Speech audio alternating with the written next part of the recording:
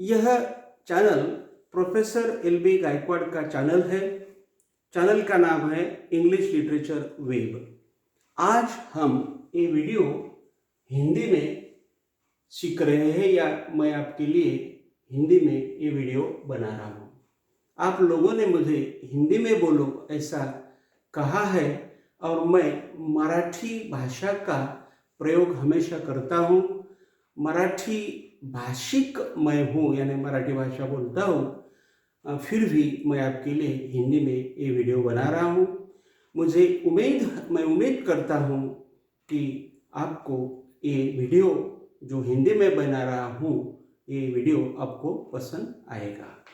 इस वीडियो का नंबर है 428 और उसका टाइटल है इम्परेटिव सेंटेंस डायरेक्ट स्पीच, यानी जो डायरेक्ट स्पीच रहता है, इनडायरेक्ट स्पीच रहता है, इसमें जो इम्परेटिव सेंटेंसेस आते हैं, इन इम्परेटिव सेंटेंसेस का इनडायरेक्ट कैसा होता है, डायरेक्ट का इनडायरेक्ट कैसा होता है, यह आज हम देखने जा रहे हैं। तो यहाँ पर पहली बात ये बताई हुई है कि इम्परेटिव सेंटेंस क्या होता है। यहाँ पर मैं आपको बताऊंगा कि द इम्परेटिव सेंटेंस जो होता है उसकी शुरुआत जो होती है वो मेन वर्ब से होती है या फर्स्ट वर्ब से होती है। जो वर्ब होता है उस वर्ब के 3 प्रकार होते हैं।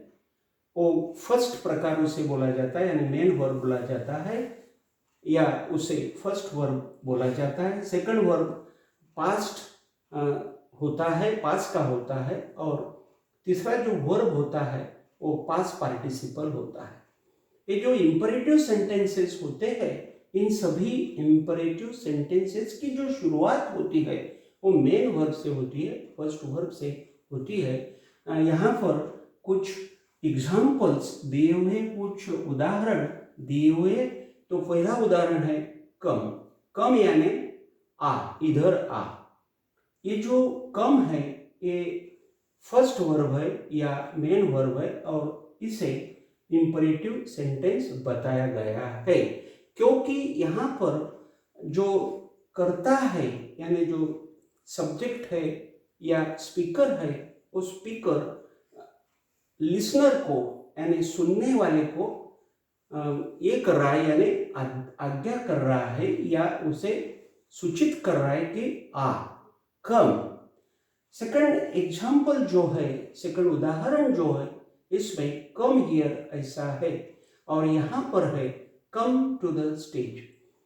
कम, come here and come to the stage, ये 3 जो वाक्य है, इन वाक्यों में यहाँ पर जो शुरुआत हो गई है वो मुख्य क्रियापद से हो गई है या मेन वर्ब से हो गई है और इसलिए इसे इम्परेटिव सेंटेंस कहा गया है। यानी इसका मतलब ये हुआ कि हर इम्परेटिव सेंटेंस की जो शुरुआत होती है वो मुख्य क्रियापद से होती है। यह यहाँ पर आपको सीखना है और ध्यान में लेना है। ये जो सेकंड बात है, ये सेकंड बात है निगेटिव इम्परेटिव सेंटेंस की। देखिए, जो निगेटिव इम्परेटिव सेंटेंस होता है, उस निगेटिव इम्परेटिव सेंटेंस की जो शुरुआत होती है वो डोंट से या डू नॉट से होती है। देखिए, यहाँ पर एग्जाम्पल्स दिए हुए हैं। तो पहला एग्जाम्पल है डोंट कम। सो देखिए, डोंट कम यानी यहाँ मत आ, ऐसा बोला गया है। तो इसकी जो शुरुआत है वो डोंट से है और डू नॉट कम हियर, इसकी जो शुरुआत है ये भी डू से है और डू नॉट से है, और ये जो है don't come to the stage, इसकी शुरुआत भी डोंट से है। सो यहाँ पर मैं ऐसा आपको बताऊंगा कि जो निगेटिव सेंटेंसेस होते हैं इम्परेटिव प्रकार के, उनकी जो शुरुआत होती है वो डोंट से, डू नॉट से या अगेन आई विल से कि डोंट से होती है। अभी अगली जो बात है अगला जो पॉइंट है उसके तरफ अपन जा रहे हैं। तो पॉइंट है इंपरेटिव सेंटेंस। तो ये जो इंपरेटिव सेंटेंस होता है, जो इंपरेटिव सेंटेंस यहाँ पर बात की जा रही है, जिसकी बात की जा रही है डायरेक्ट और इनडायरेक्ट स्पीच के बारे में, तो ये जो इंपरेटिव सेंटेंस होता है, इस इंपरेटिव सेंटेंस में कमांड होती है यानी आज्ञा होती है, ऑर्डर होती है यानी आज्ञा होती है, रिक्वेस्ट यानी वहाँ पर विनंती होती है, एडवाइस यानी वहाँ पर कुछ सलाह होता है यानी सलाह दी जाती है, या वहाँ पर कोई उपदेश हुआ करता है इसलिए एडवाइस होता है। और वहाँ पर अर्नेस्ट फीलिंग्स यानी कुछ तो भी प्यार वाली बातें, कुछ तो भी ऐसी बातें होती है कि जो बातें दिल के बराबर की होती है, अर्नेस्ट फीलिंग वहाँ पर होती है। बोलने की बात ही है, जो भी इंपरेटिव सेंटेंसेस होते हैं उसमें कमांड आ जाती है, उसमें ऑर्डर आ जाती है, उसमें रिक्वेस्ट आ जाती है, उसमें एडवाइस आ जाता है, उसमें अर्नेस्ट फीलिंग्स आ जाती है। मीन्स मुझे ऐसा बोलना है कि इंपरेटिव सेंटेंसेस जो भी होते हैं वो इसी प्रकार में आते हैं। अभी नेक्स्ट बात जो है वो ऐसी है कि ये जो सेड और सेड टू रहता है, सेड और सेड टू को डायरेक्ट और इनडायरेक्ट की भाषा में रिपोर्टिंग वर्ब बोला जाता है।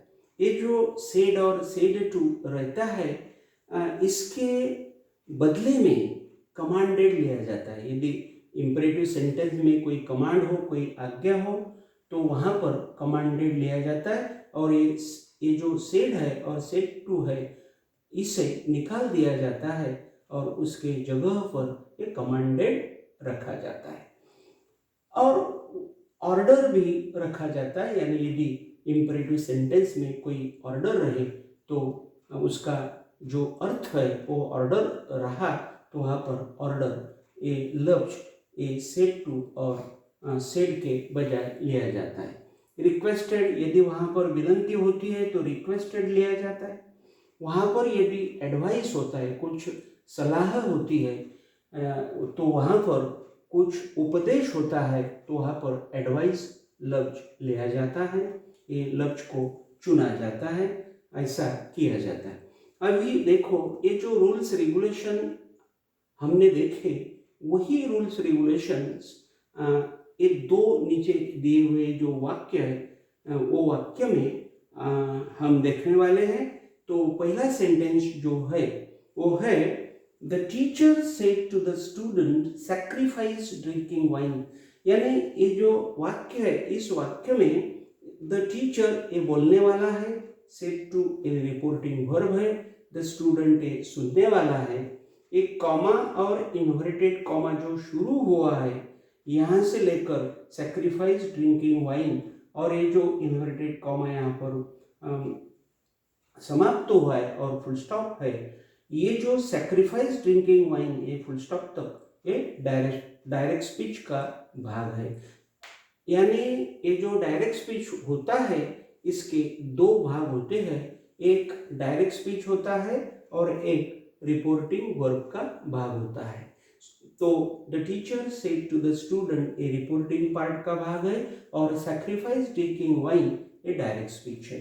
अभी इसका इनडायरेक्ट कैसा किया हुआ है ये हम देखने वाले हैं।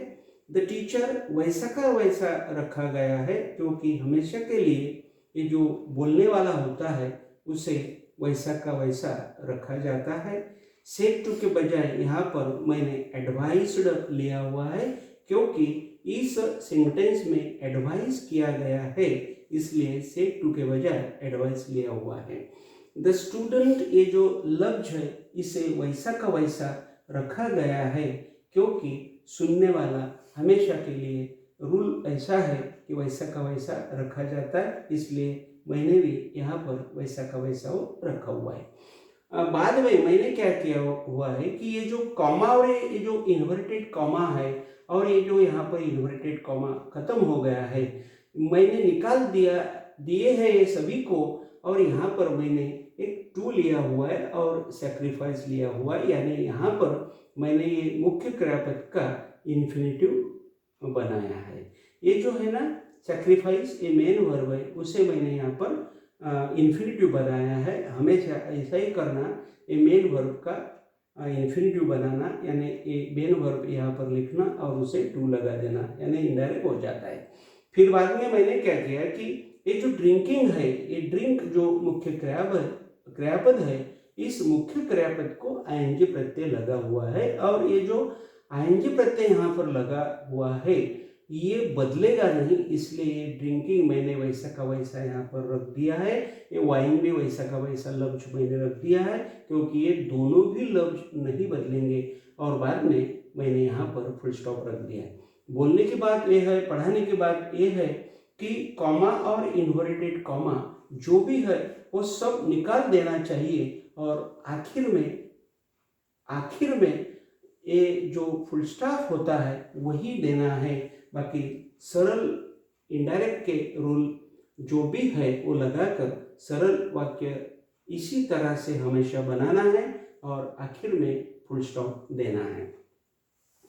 ये आखिरी का जो सेंटेंस है उसके बारे में मैं आपको बताऊंगा कि यहाँ पर जो वाक्य है ये वाक्य बहुत ही अलग ढंग का है और बहुत ही यानी जो टीचर है यहाँ पर देखिए, ये टीचर का नाम है द बैड टीचर, यानी the bad teacher said to the student don't sacrifice drinking wine. तो देखिए यहाँ पर जो भी टीचर है यानी जो भी बोलने वाला है वो बैड है और सुनने वाला विद्यार्थी है, और यहाँ पर ये बैड टीचर वो उसके विद्यार्थी को बोल रहा है डोंट सैक्रिफाइस ड्रिंकिंग वाइन, यानी वो ये स्टूडेंट का अहित चाहता है और उसे वो बोलता है डोंट सैक्रिफाइस ड्रिंकिंग वाइन, यानी तू दारू मत छोड़, दारू पिया कर, ऐसा वो बोल रहा है। तो ये जो वाक्य है the bad teacher said to the student, this is the reporting part इसे बोला गया है, यानी रिपोर्टिंग वर्ब का पार्ट है। और डोंट सैक्रिफाइस ड्रिंकिंग वाइन ये जो है ये यहाँ पर डायरेक्ट स्पीच आया हुआ है, ये निगेटिव इंपरेटिव सेंटेंस है, इसलिए इसकी जो भी शुरुआत है ये शुरुआत डोंट से हुई है। अभी जो इनडायरेक्ट इसका बनाया गया है वो मैं आपको बताऊंगा। ये द बैड टीचर बोलने वाला है, इसलिए उसे वैसा का वैसा रखा हुआ है, क्योंकि स्पीकर हमेशा के लिए बदलते नहीं है, उन्हें वैसा का वैसा रखा जाता है, इसलिए इसे भी मैंने वैसा का वैसा रखा हुआ है। ये जो सेड टू है इसके बजाय मैंने यहाँ पर एडवाइस्ड लिया हुआ है, क्योंकि ये सेंटेंस में बुरा क्यों ना हो लेकिन यहाँ पर एडवाइस है, इसलिए मैंने सेड टू के बजाय एडवाइस लिया हुआ है। और ये जो द स्टूडेंट है, ये स्टूडेंट मैंने वैसा का वैसा रखा हुआ है, क्योंकि जो भी सुनने वाला रहता है वो वैसा का वैसा रखा जाता है। और ये जो कॉमा, इन्वर्टेड कॉमा और ये जो इन्वर्टेड कॉमा है मैंने निकाल दिए हैं उनको सभी को। और मैंने क्या किया है तो उसका इनडायरेक्ट कैसे किया है देखो आप, ये जो है मैंने डोंट का यहाँ पर नॉट लिया है बस खाली, और ये जो सैक्रिफाइस है उसका मैंने सैक्रिफाइस लिया है और उसको मैंने टू लगा दिया है। यानी क्या किया मैंने, डोंट का मैंने नॉट लिया, फिर डोंट निकल गया, फिर मैंने क्या किया कि यहाँ पर टू लगाया और ये सैक्रिफाइस जो है इसे यहाँ पर मैंने रख दिया। तो सैक्रिफाइस का मैंने क्या कर दिया, टू सैक्रिफाइस कर दिया, यानी यहाँ पर मैंने इन्फिनेटिव बना लिया। तो हमेशा आप लोग भी ऐसा इन्फिनेटिव यहाँ पर बना लीजिए, यानी डोंट का नॉट लीजिए और सैक्रिफाइस का टू सैक्रिफाइस कर लीजिए, या यहाँ पर कोई दूसरा क्रियापद आता है तो उसे वैसे ही करो। यहाँ पर यदि आता है डोंट डू तो यहाँ पर आपको करना पड़ेगा नॉट टू डू। तो ये जो बाद में मैंने क्या किया कि जो ड्रिंकिंग है उसे आईएनजी प्रत्यय लगा हुआ है, इसलिए मैंने उसको बदला नहीं है, क्योंकि यदि मुख्य क्रियापद को आईएनजी प्रत्यय लगता है तो उसी को इनडायरेक्ट की भाषा में नहीं बदलते, वैसा का वैसा रखा जाता है। और ये जो वाइन है ये वाइन भी लफ्ज नहीं बदलेगा, क्योंकि वाइन ये नाउन है और नाउन ये इनडायरेक्ट स्पीच में नहीं बदलता। तो यहाँ पर आज मैंने ये वीडियो आपको हिंदी में बताया है। आखिर में मैं आपको विनती करूँगा कि मैं मराठी बोलने वाला आदमी हूँ, फिर भी मैंने आपके लिए हिंदी में ये वीडियो बनाया है।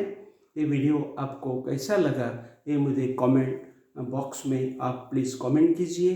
मेरा वीडियो शेयर कीजिए, सब्सक्राइब कीजिए और लाइक कीजिए। इसी उम्मीद के साथ मैं यहाँ पे मैं आपकी आपसे मैं यानी मैं यहाँ पे रुकूंगा और आपको आखिर में और एक रिक्वेस्ट करूँगा कि मेरे चैनल को सब्सक्राइब कीजिए। Thank you very much.